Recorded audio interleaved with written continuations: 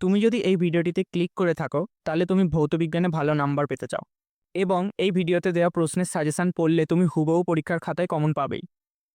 প্রিয় মাধ্যমিক এবং দশম শ্রেণীর ছাত্রছাত্রীরা, আমাদের চ্যানেল লেটস ক্র্যাক স্টাডিতে তোমাদেরকে স্বাগত। তো আজকের এই ভিডিওতে আমরা তোমাদের ভৌতবিজ্ঞান সাবজেক্টের 3 মার্কসের কিছু প্রশ্নের সাজেশন নিয়ে চলে এসেছি। ভিডিওতে আগে বাড়ার আগে বলে দিই যে আমরা চলতরিতের পার্ট 1 বলে একটি ভিডিও অলরেডি বানিয়ে রেখেছি, যেটাতে আমরা কিছু সংখ্যক ব্যাখ্যাভিত্তিক ও কিছু অঙ্কের প্রশ্ন দিয়ে সেই ভিডিও বানিয়েছিলাম এবং এই ভিডিওর মাধ্যমে আমরা এই চলতরিতটাকে সম্পূর্ণরূপে কভার করতে চলেছি।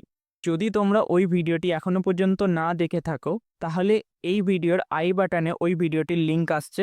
এছাড়াও এই ভিডিওর ডেসক্রিপশানেও তোমরা ওই ভিডিওটির লিঙ্ক পেয়ে যাবে এবং ভিডিওটিকে আর বেশি বড় না করে কি গুরুত্বপূর্ণ প্রশ্ন আছে সেগুলো একবার দেখে নেওয়া যাক।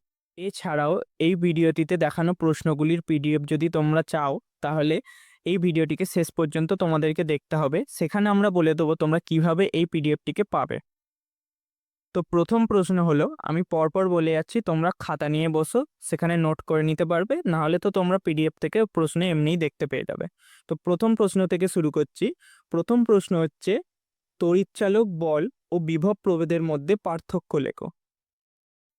দ্বিতীয় হচ্ছে, একটা অঙ্কের প্রশ্ন দিয়েছে, R1 ও R2 দুটি রোধকে একই বিভব প্রভেদে আলাদাভাবে যুক্ত করে দেখা গেল যে R1 রোধের মধ্যে দিয়ে প্রবাহ মাত্রা R2 রোধের মধ্যে দিয়ে প্রবাহ মাত্রা 6 গুণ।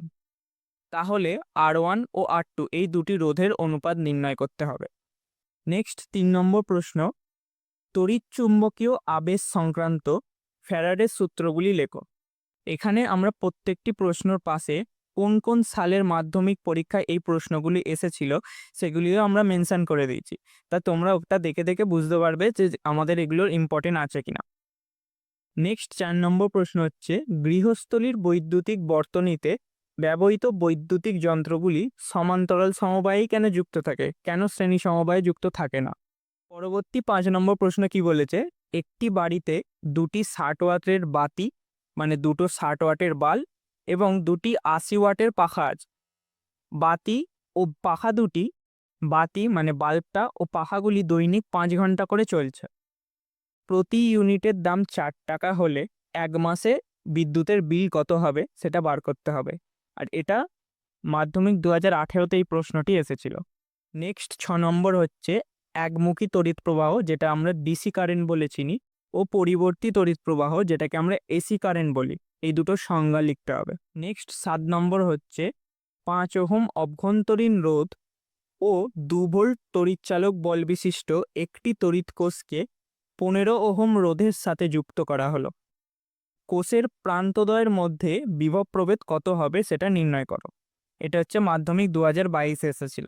এবং লাস্ট 8 নম্বর প্রশ্ন হচ্ছে, গৃহস্থলীর বৈদ্যুতিক বর্তনীতে কেন আর্থিং করা হয়। তো মোটামুটি এই 8-10টি প্রশ্ন যদি তোমরা ভালো করে প্র্যাকটিস করো তাহলে তোমরা পরীক্ষার জন্য রেডি হয়ে যাবে এবং এই চ্যাপ্টারটিও তোমাদের পুরো ঠোঁটস্থ হয়ে যাবে। এরপরে আসি আমরা কিভাবে তোমরা এই পিডিএফটিকে ডাউনলোড করবে। এই প্রশ্ন সমেত পিডিএফটা তোমরা এই ভিডিওর ডেসক্রিপশানে লিঙ্ক পেয়ে যাবে। ওই লিঙ্ক থেকে তোমরা অনায়াসে ডাউনলোড করে নিতে পারবে। তো ভিডিওটি যদি ভালো লেগে থাকে তাহলে ভিডিওটিকে লাইক ও চ্যানেলটিকে সাবস্ক্রাইব অবশ্যই করবে। এছাড়াও এই ভিডিওটিকে বন্ধুদের সাথে আরও শেয়ার করে দাও যাতে ওরাও এই ভিডিওটি দেখে এই সাজেশান পড়ে ওরাও ভালো নাম্বার পরীক্ষায় তুলতে পারে। দেখা হচ্ছে পরবর্তী ভিডিওতে।